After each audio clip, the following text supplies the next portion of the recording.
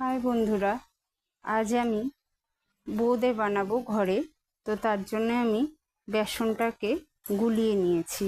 আমি 500 বেসন নিয়েছি। তো অল্প অল্প করে জল দিয়ে সেই বেসনটাকে ভালোভাবে মিশিয়ে নিয়েছি।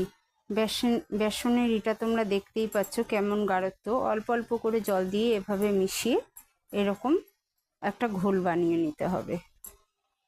তো আমি এভাবে একটা ঘোল বানিয়ে নিয়েছি।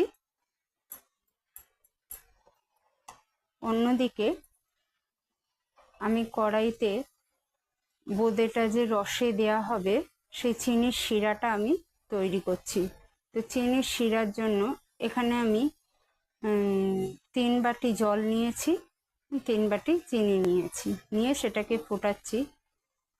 এই রসটা হাতে লাগা লাগা হবে, একটু আঠালো আঠালো হবে, সেই সময় আমি এটাকে বন্ধ করে দেব। তোমরা দেখতেই পাচ্ছ রসটা আমার ফুটছে। এদিকে আরেক দিকে গ্যাসে আমি রিফাইন তেল বসিয়েছি। তো রিফাইন তেলটা গরম হলে তারপর আমি এর মধ্যে দিয়ে দেখব হয়েছে কিনা, ঠিকঠাক তেলটা গরম হয়েছে কিনা সেটা বোঝার জন্য আমি একটা চামচ দিয়ে 1 ফোঁটা এর মধ্যে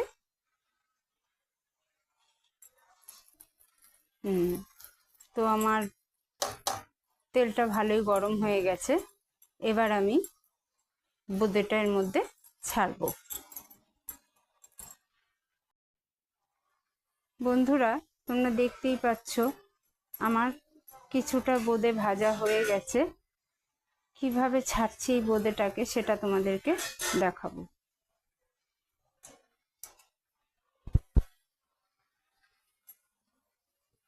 কড়াইতে ভাজা হচ্ছে, এভাবে অল্প অল্প করে দিয়ে ভাজতে হবে।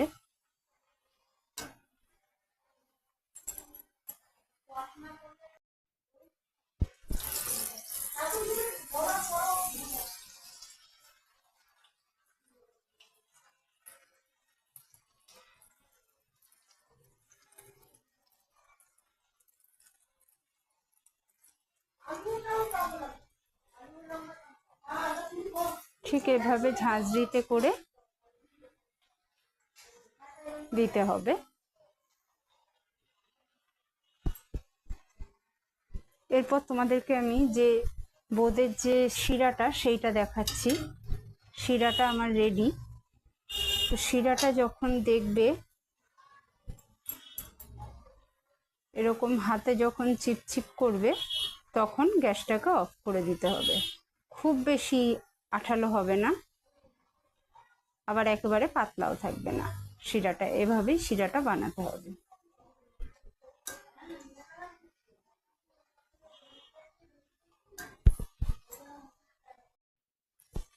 বন্ধুরা, দেখতেই পাচ্ছ আমার বোঁদেগুলো ভাজা রেডি হয়ে গেছে। তো এবার আমি এটাকে চিনির শিরাতে দিয়ে দেব। যে শিরাটা করে রেখেছি তার মধ্যে দিয়ে দেব। কত সুন্দর ছাড়া ছাড়া হয়েছে দেখতেই পাচ্ছ। দেখো দেখো আমি চিনির শিরাতে মিশিয়ে দিয়েছি। আমার কাছে রেড ফুড কালার নেই বলে আমি দিতে পারিনি। তোমরা পারলে রেড ফুড কালার দেবে, দেখতে আরো সুন্দর হবে জিনিসটা। তো এখন এটাকে আমি এইভাবে চিনির শিরাতে রেখে দেবো কিছু সময়, তারপর তোমাদেরকে দেখাবো। বন্ধুরা, তোমরা দেখতেই পাচ্ছ আমার বোঁদেটা কত সুন্দর হয়েছে, খুব সুন্দর হয়েছে। রসগুলো সব ভরে গেছে খুব সুন্দরভাবে। এটা খেতেও খুব সুন্দর লাগে। তোমরা একবার বাড়িতে ট্রাই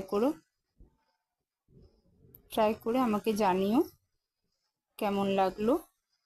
কমেন্ট করে, লাইক করো, কমেন্ট করো, শেয়ার করো, সাবস্ক্রাইব করো।